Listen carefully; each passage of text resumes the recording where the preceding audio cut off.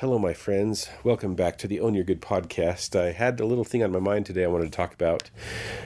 Being a teacher, it kind of sounds like it might be a homework assignment, but it's not. You can do it if you like, if it might help you think about doing this. I did a little writing exercise with my students this week on mantras and affirmations. Wherever you are in the world, I hope you're doing well. If you're not doing great, maybe this little idea might spark something for you. So, mantras and affirmations are very similar. There's a variety of definition depending on what culture you belong to, what religion you belong to. But I just wanted to focus on affirmations because of what affirmations can do for us. I've started writing almost every day in my own notebook an affirmation, actually kind of a combination of affirmations. And that's what I like about affirmations, is that you can kind of customize it as you need it as you go throughout your day. Some people like to put their affirmations on a Post-it note up on the mirror so that every time they're brushing their teeth, every time they go to wash their face, whatever, bathroom work, washing your hands, you see that Post-it note and it's a positive, kind statement about yourself. I don't look at things on my mirror very closely, so if I put it there, I probably wouldn't see it. So I have a notebook and I take 5 or 10 minutes, and I wish I could do it every day. I could if I put some effort into it, I guess. Most every day, I'd sit down with a pen and my notebook. Personally, handwriting brings my heart rate down. It focuses my mind. It's a great exercise for me. And then I will have an affirmation, and an affirmation, if you aren't aware, and I guess you can go and look for some online on the internet, but an affirmation is a positive phrase that we can tell ourselves or that we can write and remember that is trying to correct negative thinking or self-sabotaging actions to try and make our lives a little less stressful, a little bit more happy. And so this practice, writing out affirmations, I kind of imagine myself as Bart Simpson, if you've ever seen The Simpsons, standing at the chalkboard, writing out something, except for him, it's a punishment. I will not, and then whatever he's done as a punishment, he's remembering not to do that. For me, though, writing an affirmation on a piece of paper is something that I am internally and inherently and doesn't necessarily exist yet. And there's a fine line here that I'll distinguish this. But the thing that I've been writing is that I am a good teacher, or I am a great teacher.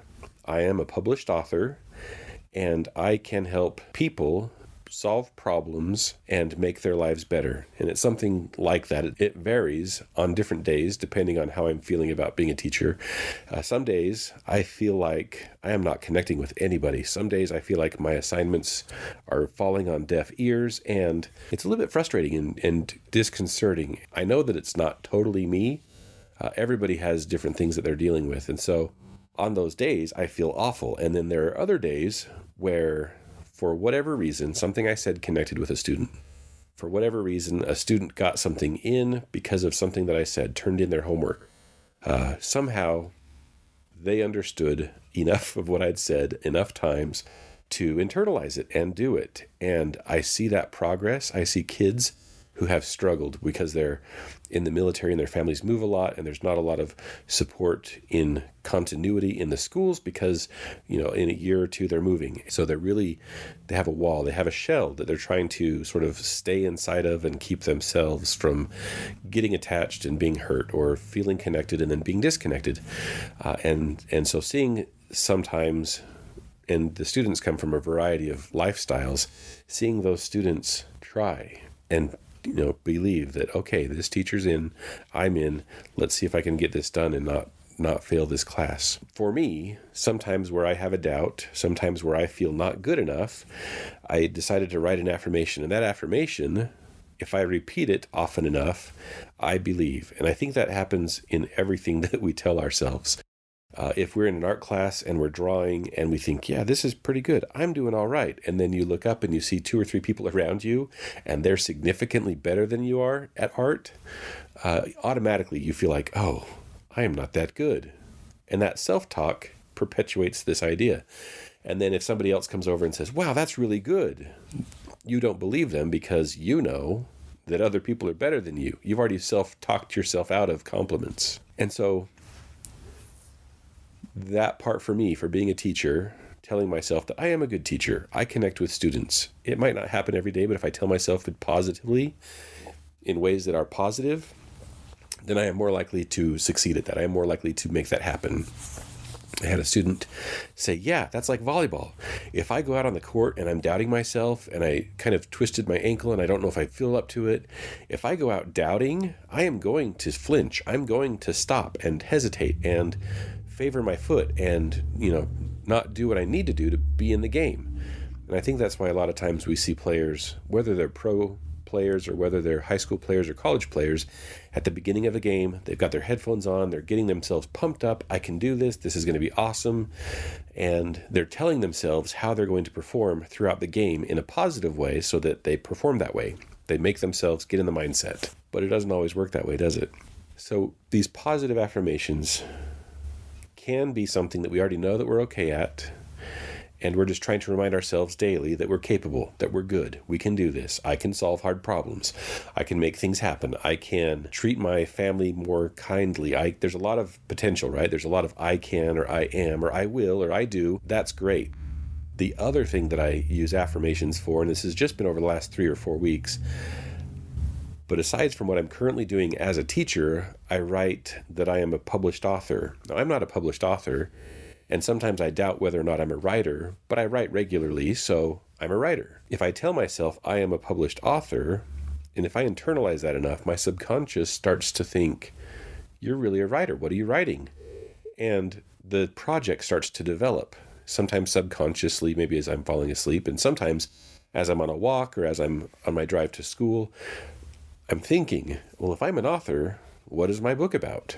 Is it fiction or is it nonfiction? And for me, I really enjoy the self-help, self-improvement, psychological modification, motivation, making things happen, getting things done, challenging yourself, aiming high to make that dream happen. And so if I say I am a published author, if I tell myself that, I can create that and I can make that start to happen. One of the caveats here is sometimes people are afraid to commit that I am this, the most powerful phrase, I am an author, I am. They're afraid to say I am, and sometimes we all are, sometimes I am, and we say, I am going to be a published author. I am going to be a good teacher. I think inherently we feel that automatically, that's not right. That's weaker than saying I am. It might feel more true, I will be a published author. But if you say, I will be a published author, or I will be on the starting lineup of a particular team, when is that going to happen? I will be. Sometime in the future, I will be. When does that start? Sometime in the future. I will be a published author. Okay, yeah, in the future, I will be. It feels like I'm saying that way too much, beating a dead horse, taking that way too far, but I just wanted you to see the difference between I am a published author and I will be a published author. If I am, I'm making it happen. It is a current process. If I will be a published author, that could happen next year, or 5 years from now, or 10 years from now, because it will happen. It will get started sometime. So consider doing that. Consider researching affirmations, maybe for something particularly that you're dealing with. I wish I could be kinder to my spouse. I want to be this or that. I want to pursue this type of a career. I want to go to school for this. I want to be better at golf. I am a better golfer. I am a better putter. I am a better driver. Whatever the thing is that you are better at, find a way to phrase it so that you believe it, that you are making it happen today. And you could, if you stop and you brush your teeth and you kind of think and meditate while you're brushing your teeth, and you look at the mirror and you've got that little Post-it note that says, I am a good parent, I am a good mom, I am a good dad. Perfect, that's fine. Put it there so you can see it every day when you brush your teeth, morning, night, whenever you go into the bathroom, whatever. For me personally, I have a notebook with me all the time, so I think, and I like pens, I like different types of pens and different types of ink, kind of geeky thing there, but for me, that meditation of slowing down, practicing deliberate writing, practicing deliberate thinking, letting my mind focus on those specific phrases, those particular words. What is it that I am right now? I hope that is something that you can chew on for a little bit, whether you start that for your New Year's resolution or whether you start today. I guess if you do your New Year's resolution, that could be into the future. That could be just have barely passed. So start it. Start it today. Don't wait for that sometime in the future. Get a cheap dollar composition notebook from the store, or if you're kind of like me and you have some hardcover notebooks that you really enjoy, they're just a few dollars more, go that direction. But take just 5 or 10 minutes, repeat it 8 or 15 times, write it down as many times as you can fit it on a page. I am a good teacher, I am a published author, and I can help people make positive changes in their life. If you haven't subscribed yet, I hope you do. If this has been valuable, I would love to get in contact with you, have you reach out to me through Instagram. I'm also on Facebook and Twitter. I don't do a lot of Twitter. I go there sometimes, but wherever you are, it would be awesome for you to reach out to me on Instagram and Facebook and Twitter, David L. Stone. But we also have the Instagram account for the podcast. So go there. And I would seriously love to hear what you think about some of these things that we've been talking about, positive affirmations, things that you can do to make your life a little bit better. Just reach out. It would be so cool to talk to you. Hope this was helpful for you. I hope that you have a fantastic day. And remember that you totally have control over yourself. Whatever you think happens, whatever you want, you can make happen because you can do what it takes to own your good. Thank you for joining me today on Own Your Good. I'd like to give a special thanks to Arches Audio. They are the ones that provided this awesome music. If you need anything for a project, I would go and check them out. They have a great selection of music and other services to help you with your creative projects. I hope that you found this valuable. If you enjoyed this episode and it did something for you, or you think somebody might benefit from it, please share this. It would mean a lot to me to help spread this positivity and this idea that people can change, improve, and ultimately own their good.